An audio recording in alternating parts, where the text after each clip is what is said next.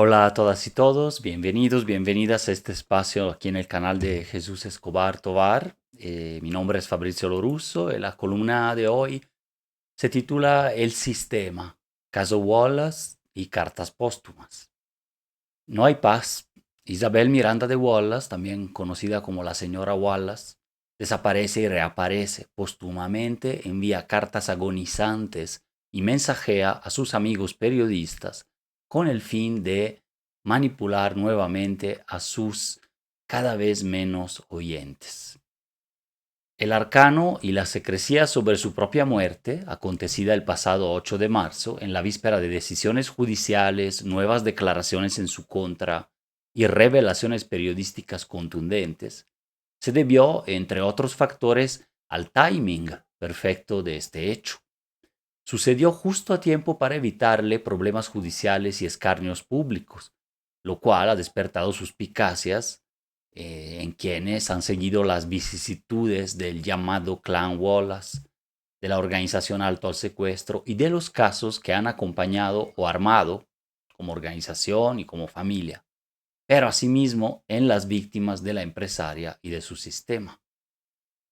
El sistema o sistema en Nápoles, en dialecto, bueno, en el idioma napolitano, en Italia, significa el modo en que la camorra, una de las mafias más poderosas del país, ligada a negocios jugosos como la basura, el reciclaje, ¿no? El narcotráfico, la explotación de migrantes o la extorsión, como esta mafia ha ejercido su poderío y control sobre la ciudad, pues la organización delincuencial representa un sistema interconectado, una empresa criminal que ya es transnacional, hecha de nodos y eslabones, más que una simple estructura jerárquica, ¿no? Entonces, o sistema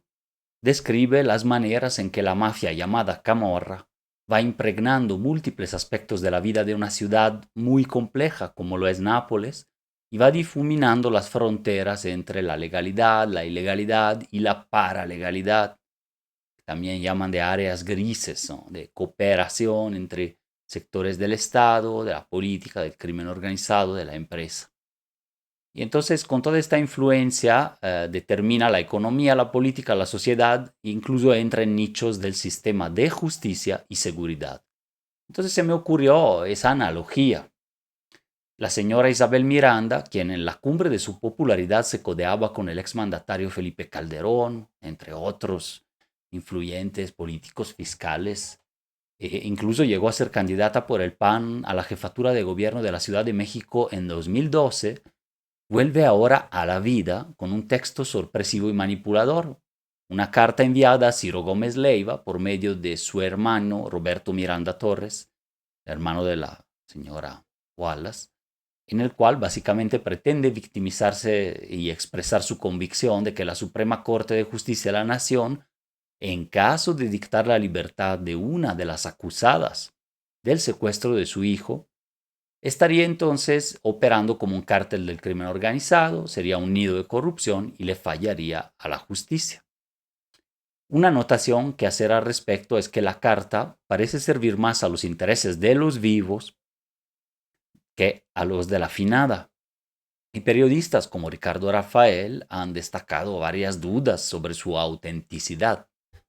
pues tanto su hermano como una plétora de abogados y funcionarios de las fiscalías, además de una serie de encubridores, operadores y torturadores aún activos dentro de los aparatos del Estado mexicano, tienen todo el interés en justificarse y de nueva cuenta estigmatizar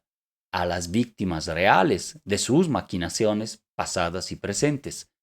Ellos siguen siendo parte de o sistema y quieren librarla. Desde las más altas esferas, expresidentes y servidores de alto y mediano rango deben de preocuparse por la forma en que están saliendo a flote sus abusos e ilegalidades, que en una democracia funcional y efectiva ya deberían de haberlos llevado a juicio a todos en conjunto bajo el modelo del maxi proceso, a redes mafiosas. Debería ya haberse tumbado desde las raíces a este sistema político mafioso que pusieron en marcha y que en parte todavía sigue incrustado en las instituciones y les impide avanzar. Nos impide avanzar a todos y todas, más bien. más allá de las reformas al método de selección, elección y sanción disciplinaria de las personas juzgadoras, culminado con la reforma del Poder Judicial y las primeras elecciones del pasado 1 de junio, la limpieza profunda del engranaje corrupto de sus reglas de funcionamiento y operaciones debe de pasar por procesos judiciales y sentencias firmes, por el desmantelamiento de redes enteras y persistentes, porque ahí siguen las personas,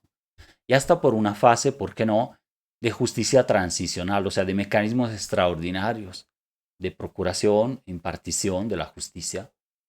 además de reformas a la propia procuración de justicia, las fiscalías y las policías. La carta revelada el lunes 23 de junio fue pensada solo para el caso en que fuera liberada Juana Hilda González, presunta inocente, víctima del clan Wallace, quien durante 19 años ha estado encarcelada injustamente por el presunto asesinato, secuestro de Hugo Miranda de Wallace, hijo de Isabel y pivote del llamado caso Wallace, ¿no? Juana Hilda efectivamente ha sido liberada el 11 de junio, tras la decisión a su favor de la Suprema Corte, misma que también abre las puertas para la resolución de casos de otras personas implicadas, como Brenda Quevedo y Jacobo Tagle, por mencionar los dos más conocidos, que igualmente llevan presas sin sentencia casi 2 décadas.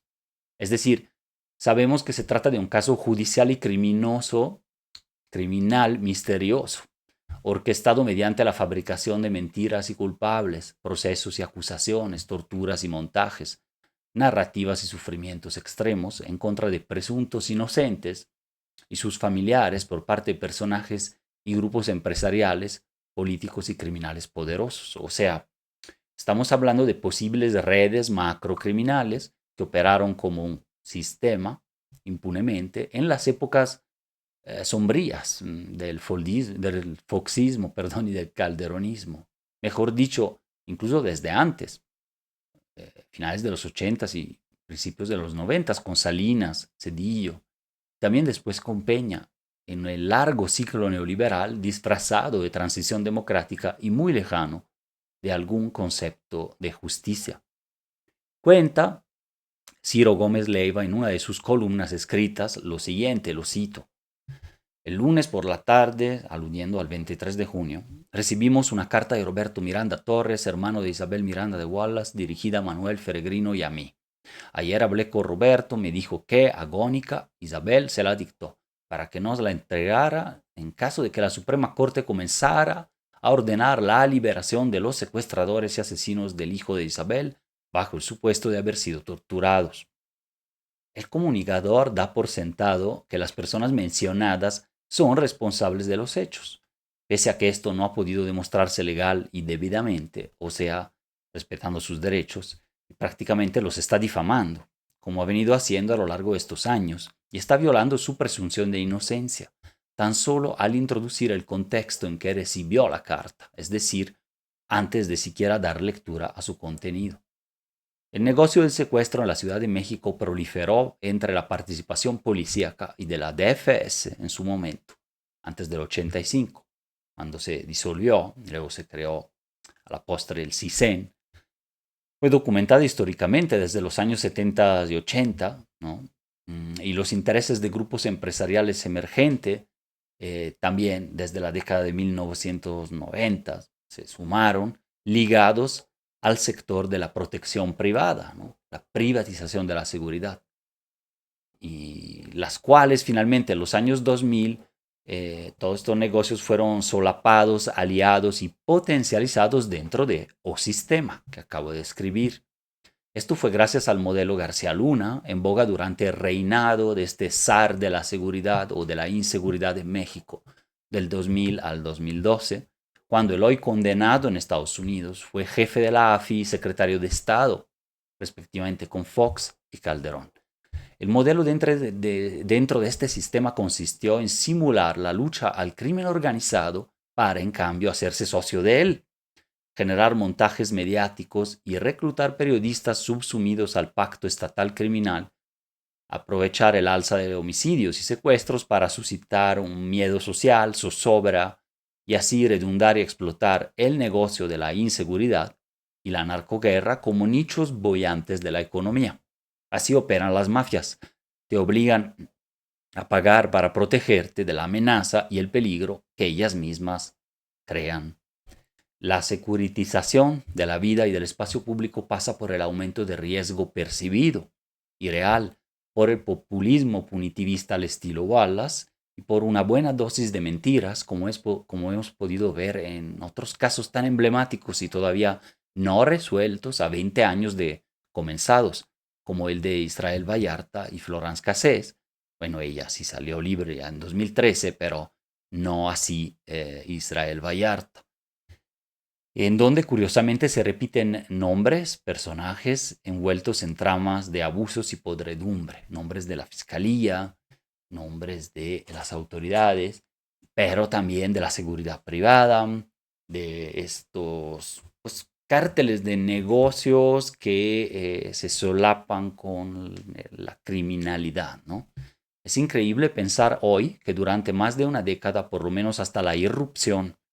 del Movimiento por la Paz con Justicia y Dignidad en 2011, pues antes la parte más visible e influyente del movimiento de víctimas en México haya sido monopolizada por personajes como la señora Wallace, tan mediatizada y cercana al poder, mientras se desataban los estragos de la mal llamada guerra narco.